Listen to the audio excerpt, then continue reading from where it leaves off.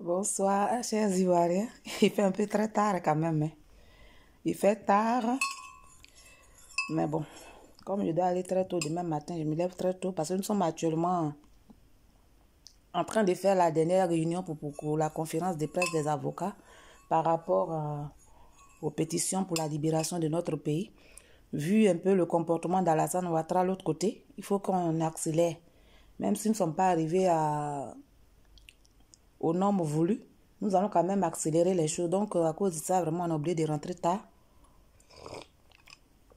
Donc, vraiment, excusez-moi si le temps est mauvais. La dernière fois, je parlais à mes frères ivoiriens, mais je n'avais pas fini de parler concernant une certaine femme, une certaine Guénon, une certaine femme du nom de Zombrotte. Voilà, avec son mari. Bon, son mari, mais j'ai rien à voir avec, parce que lui-même, là. Donc, me disait, je la répondais, voilà, et puis je n'ai pas fini parce que j'étais un peu pressée, voilà. Donc, c'était pour dire quoi? En plus, la vidéo que j'ai vue de Zombrotte, c'était pas la seule vidéo. Après, qu'il y avait une autre vidéo dans laquelle elle disait que ma mère est folle et que ma mère mange dans les poubelles et tout ça là. Ma maman qui m'a mis au monde, voilà. Je ne savais pas qu'on héritait, on héritait de la maladie de folie. C'est-à-dire qu'une femme qui a mis ses enfants au monde, puis elle devient folle après, puis ses enfants en même temps deviennent fous.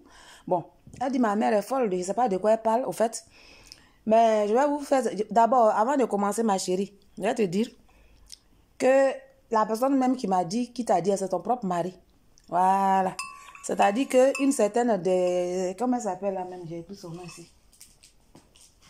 Hein? Daddy Sylvie. Voilà. Il paraît qu'une certaine Daddy Sylvie. C'est ton mari qui m'a dit ça. Elle est aide-soignante aussi, comme toi. Parce que comme tu dis, tu fais croire aux gens que tu es docteur. Docteur. Elle est aide-soignante comme toi. Il paraît que cette fille a dit qu'elle me connaît, qu'elle est ma soeur. Il paraît que c'est elle qui t'a raconté des choses. Tu as vu, non? Ça peut te dire que quoi? Je suis une personne de bonne moralité, hein? Voilà, donc c'est faux et nul et non avenu. Bon, ma chérie, prends ton tabouret. Tu sais quoi? Je suis pas dans vos mythomanies.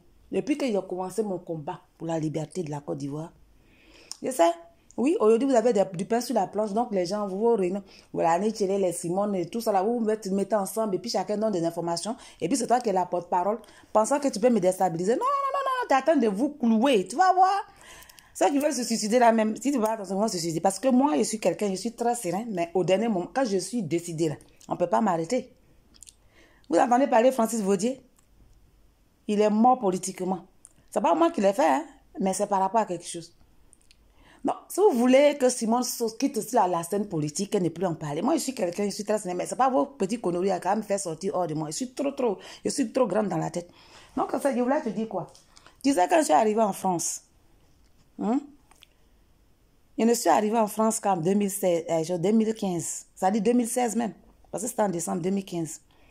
Mais quand je suis arrivée, tu sais ce que j'ai fait? Avant même que je n'arrive en France, c'est ce que j'ai fait.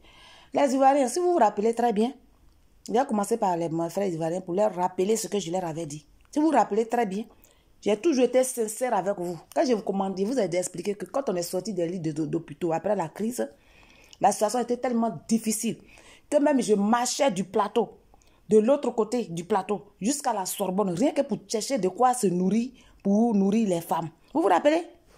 Voilà. J'ai pas honte de dire ce que je suis. J'ai pas honte de dire ce que j'ai fait. J'ai pas honte de dire ce que j'ai été. Je ne suis pas en train de... Je suis pas quelqu'un qui me glorifie, qui me vante. Je n'ai pas honte de dire mon âge.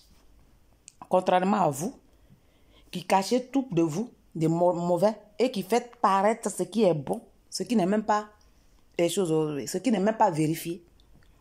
Zombrotte, vilaine fille. Je suis là aujourd'hui encore pour vous. La dernière fois, j'étais un peu pressée. Hein? La laideur. La laideur dans toute sa splendeur. Écoute-moi, je te dis. Quand je suis venue en 2000, je suis venue, j'étais victime là-bas, en Côte d'Ivoire. Oui, tu te moques de moi parce qu'ils ont tué mon mari, il était victime, tout ça.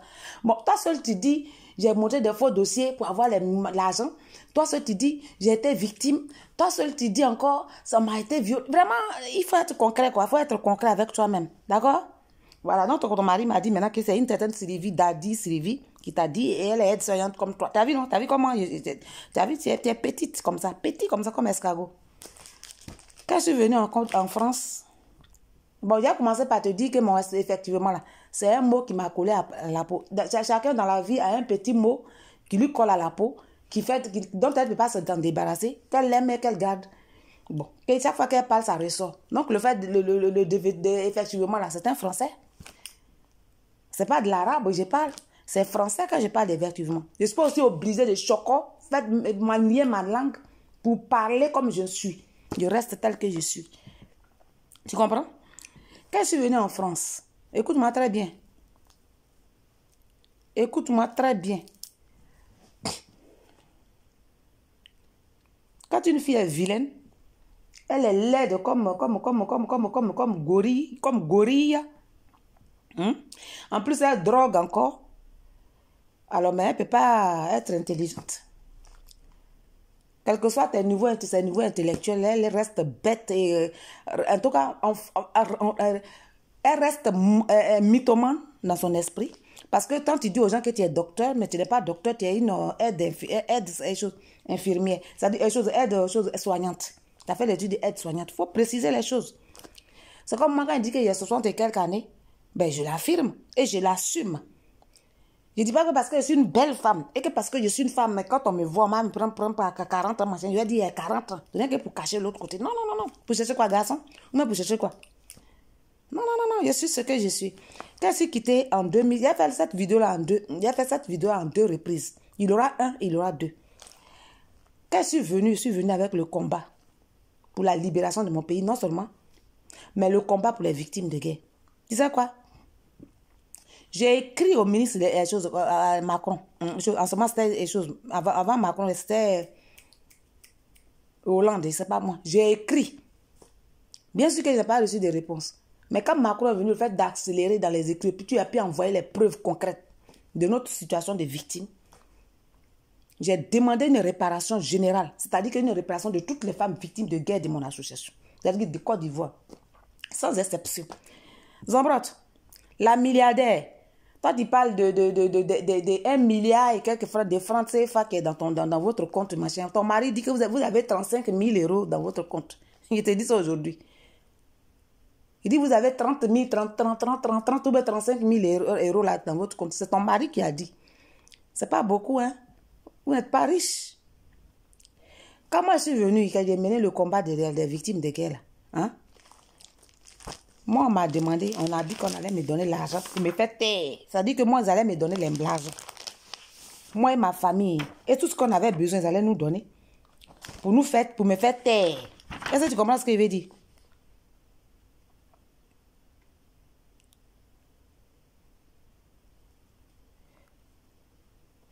Pour me faire taire. Mais non, je n'ai pas accepté. Parce que je sais qu'en acceptant, ce sera prendre de l'argent de la corruption et puis moi, abandonner mes autres soeurs en Côte d'Ivoire alors qu'elles ont mis toute leur confiance en moi. Je suis ici là, mais je me bats pour envoyer des médicaments, je me bats pour envoyer l'argent, je me bats pour envoyer moi-même là, mon travail qu'il fait. Tu sais ce qu'il fait comme travail? Tu penses que les ballons mais ils nettoient WC des gens? Hein? C'est ce que tu crois? J'ai refusé. J'ai dit qu'il faut qu'on aide toutes les femmes. J'ai vu cette lettre là, il faut la capter. Je ne peux pas la lire. Mais il faut capter. Les chers Ivoiriens, capter cette lettre. Je vais la mettre sur mon mur pour que Zombrot la voie. Je vais vous dire ce que c'est. Cette lettre, c'est une lettre où on m'a demandé que moi, ce que je veux, on va me donner. Pour que j'abandonne effectivement la plainte que j'ai déposée contre la France. C'est-à-dire, il allait laisser les autres femmes là. Et puis moi, ce que je demande là, ils vont me donner. J'ai refusé. J'ai dit non, il faut que forcément, on indemnise tout le monde. Et j'ai insisté. Comme j'ai insisté, on m'a envoyé cette lettre.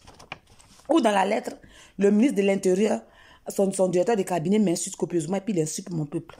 Il y a plus cette lettre-là, puis il envoie ça au Vatican. Bon, il y a un frère qui vous a déjà tout expliqué. Hein. Et ce dossier-là au Vatican fait qu'il y a beaucoup de choses qui s'est passées ici en France. Ici. Moi, quand je rentre quelque part, je suis respectée. Tu comprends? Je ne suis pas comme toi, je ne vante pas parce que j'ai fait quelque chose d'aide-soignante et puis on ne peut pas respirer. Tu comprends? Voilà. Donc, ça pour te dire quoi? Là, il y a tous les papiers administratifs. Il y a tous les papiers administratifs. Tu comprends? Français. Voilà, qui me donne l'autorisation d'œuvrer en tant qu'autorité en France. Tu comprends, ma chérie? Je parle à l'UNESCO, je parle à l'UNESCO. Tous les 8 mars et quelquefois même les autres fêtes concernant la gente féminine. Je suis invitée à l'UNESCO à chaque fois. J'ai un document. Bon, je ne peux pas tout lire. Tu comprends? Alassane Ouattara que tu vois là, il devait me nommer moi. Tu comprends? Je vais faire une deuxième vidéo. Ça, c'est une première vidéo. Mais avant ça, avant de finir, je vais vous montrer. Ça, c'est la lettre d'Alassane Dramane Ouattara qu'il m'a écrite. Une lettre où il me demande de me recevoir. Et il me remercie d'être vraiment une femme qui est réunie à regrouper des milliers de personnes. Et qui il tient effectivement à me rencontrer pour que nous, comme ça, nous puissions l'aider dans le parcours de son poste présidentiel. Ma chérie, si moi, je n'étais pas une traître et que je n'aimais pas mon pays,